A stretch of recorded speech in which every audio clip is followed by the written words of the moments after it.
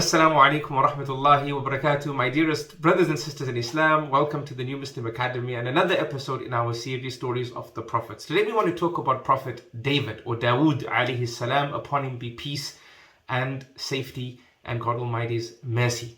And in particular, what God Almighty tells us in the chapter known as Sad. God Almighty tells us of this trial of justice that he went through.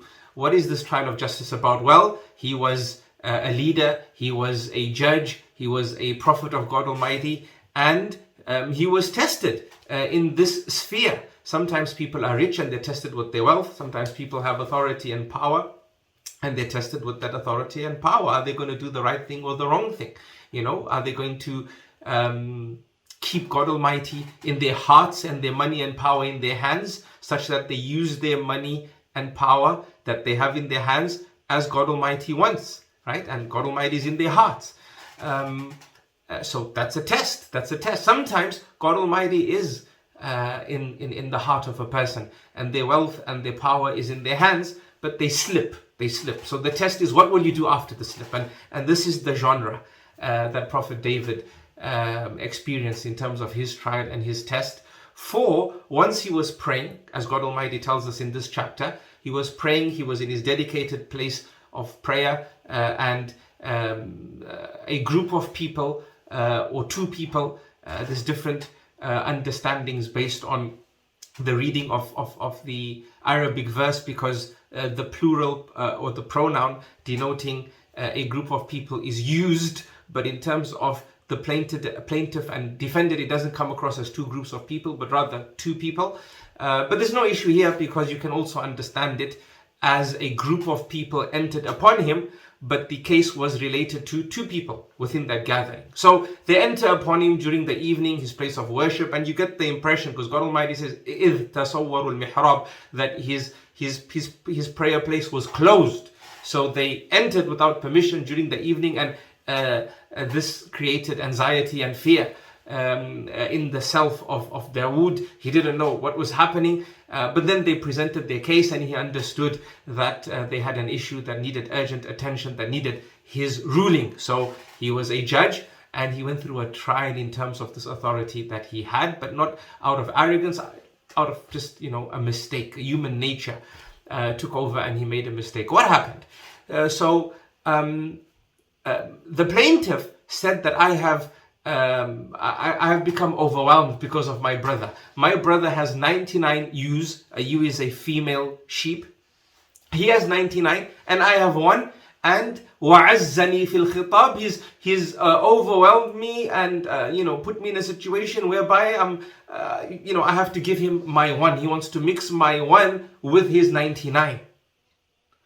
So he made this complaint, and Prophet David, or Dawood alayhi salam, immediately ruled and said to the brother who had 99 that you have oppressed your brother, right? You have deducted, naqs is used, you have deducted without right from the rights of your brother. This concept of forcing him to move his one to your 99, so that his one is mixed within your 99, and then how does he get his right when he wants his one? So Dawood said, many people who do these partnerships, the one who has the greater proportion of the shares, they oppress the one who has the lesser. So this was like a judgment call, a rule that was made by Dawood, a judgment that was sealed by Dawood regarding the defendant. But he did this without listening to the defendant. And we know that whenever there's a judgment case, you got to listen to the plaintiff, and you also got to listen to the defendant. So what happened here? So before we get to what happened, let's just quickly shed some light on the 99 verses 1 and what he meant that when there's mixing that happens, oppression occurs. Well, what happens is when you enter a partnership and it's dedicated not to shares that are not unique, but shares that are not so unique, and a mixing of wealth happens, then it's possible that the one with the greater shares, or it happens, as Dawood says, in many a case, especially those who don't have much religiosity, they don't fear God Almighty, what happens? They will take their share based on a particular standard, and the standards that didn't meet the cut, they will distribute that to the other party. Right? So this is a form of oppression, especially if you're going to mix his one of a good caliber with yours, and then you give him one back with a lesser caliber, one that possesses a lesser caliber of quality. So this is why Dawood ruled. But like we said, he didn't listen to the other party. And immediately, or after some time when he contemplated the case, he recognized this and he understood his mistake. But what did he do? Did he get defeated by the situation? No, he rose above it. He raised his hands and he sought forgiveness from God Almighty sincerely. And he fell down into prostration. Raki' here refers to ruku', but generally this concept of ruku' or bowing can be used in the Quran to refer to prostration. And he prayed and he sought forgiveness from God Almighty for his mistake. And we learn many lessons from this, brothers and sisters in Islam. The greatest lesson, no doubt, is life has trials. Life has trials. And God Almighty tests us in different ways, but not to break us, but rather to make us. In fact, according to one version, the plaintiff and the defendant were two angels sent down by God Almighty in the form of a human being to create this trial for Dawood.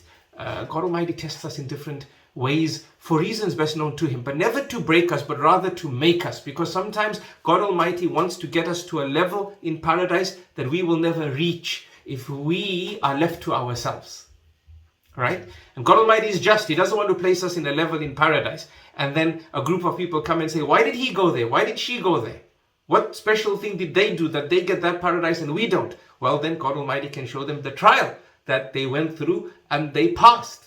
Right? Like Prophet David. He went through a trial and he passed. How did he pass? He passed by seeking forgiveness for his mistake, acknowledging his mistake. This is from passing the test. Then seeking forgiveness. This is from passing the test. And then worshipping God Almighty more, recognizing how great God Almighty is and how weak he is. And you love God Almighty and you feel bad that you didn't follow God Almighty's law to the letter. So you worship him more. So he passed the test with flying colors. God Almighty forgave him and raised his rank in paradise as a result. That's a little bit of a synopsis surrounding the trial of justice experienced by Prophet David or Dawood alayhi salam. I love you all for the sake of Allah, and until next time and another story. Assalamu alaikum wa rahmatullahi wa barakatuh.